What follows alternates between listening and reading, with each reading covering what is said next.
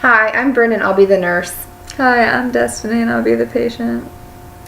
Hi, Destiny. How are you doing today? I'm good. Good. What brought you in? I've been having some pain in my wrist and my jaw, so I came back in to get cleared to go back to work. Okay. What caused the pain? I was in a car accident a couple of weeks ago. Oh, okay. What caused the car accident? It was late at night and I was driving home from work and I just swerved off the road. Okay. What caused you to swerve? Well, I was reaching down to take a drink out of my Yeti cup and it had a little bit of vodka in it, so... Okay. All right. So, I know you said you had some pain in your jaw and your wrist. Is that correct? Yes. Okay. On a scale of 1 to 10, with 1 being minimal pain and 10 being a lot of pain, how would you rate your pain? About a 4. A 4? Okay. Now, what makes it better? If I just don't use it. Okay. Okay. And what makes it worse? If I'm doing a lot of activities. All right. And how would you say your pain feels? Is it stabbing, burning, aching, throbbing? It's sharp. Sharp? Okay. All right. Well, thanks for sharing that with me. Mm-hmm.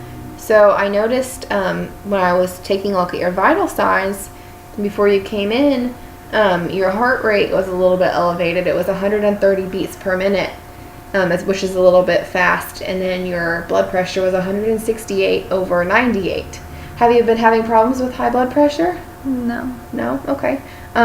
Sometimes stress can cause high blood pressure. Have you been feeling very stressed recently?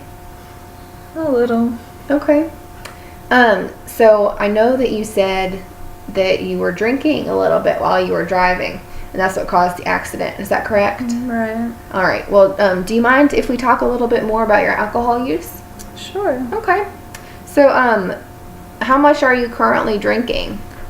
About 6 to 7 shots a day. Okay. Well, I know that you filled out an audit form before you came in today. And I got your results back, and your score actually exceeded the recommended limits for alcohol consumption per week.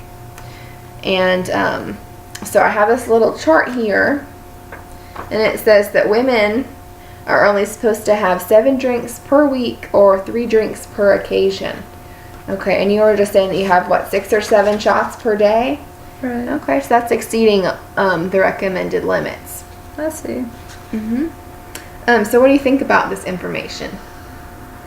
I guess I'm drinking a lot more than I should. Mm-hmm. All right. Well, what are some good things do you feel like about drinking?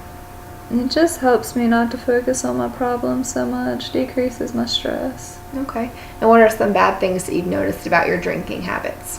Well, I guess it's caused more arguments with my husband. I haven't been out with my friends as much either. Mm-hmm.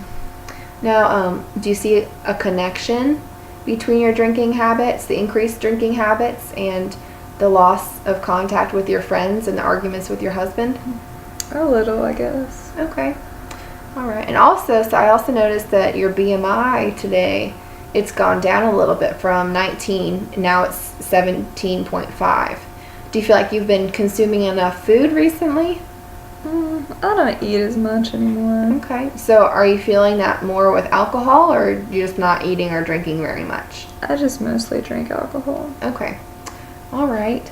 Well, so you said you have 6 to 7 shots per day. Do you mind if I show you a little information about that? Sure. Okay. So I have this chart here, and so 1 shot is normally equal to about 1.5 ounces, which is the equivalent to 1 drink. And so we have this cup right here, and up at the top, that's normal 12 ounces of beer. So that's normally what you'd see in just a plastic cup.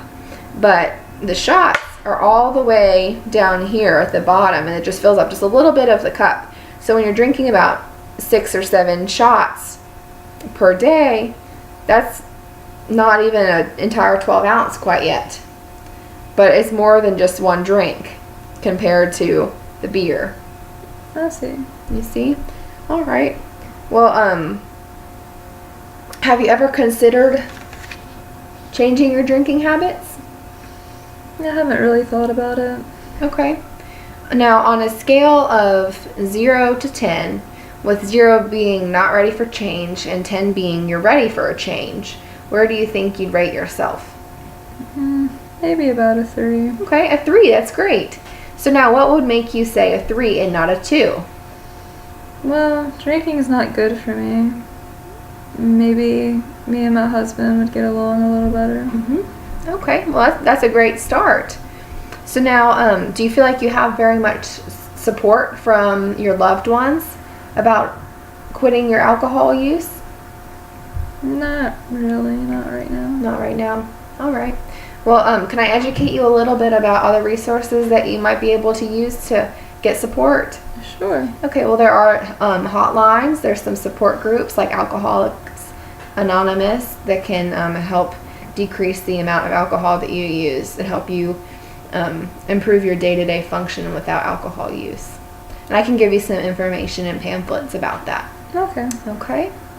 So, I know that this information is difficult to talk about, and these questions have been very personal. And I appreciate you being able to talk to me about them. And so, if I just can go ahead and just do a quick recap. So you said you came in for pain for your 2-week checkup. And your pain is a 4 out of 10. Right. And because you got into a car accident because you were drinking. And your drinking has been causing you some problems at home with your husband and also to lose some of your friends. Right. Is that right? Okay. And you think that you might be able to quit because you rated yourself a 3. Okay. All right. Well, a 3 is great on the readiness scale. Okay.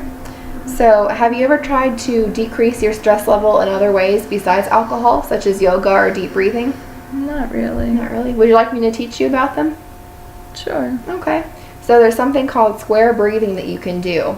And you just kind of go in a square pattern. So you inhale for 4 counts, and then you hold for 2. And then you exhale for 4 counts, and then you hold for 2. And you just keep repeating the pattern, and it will help decrease your stress.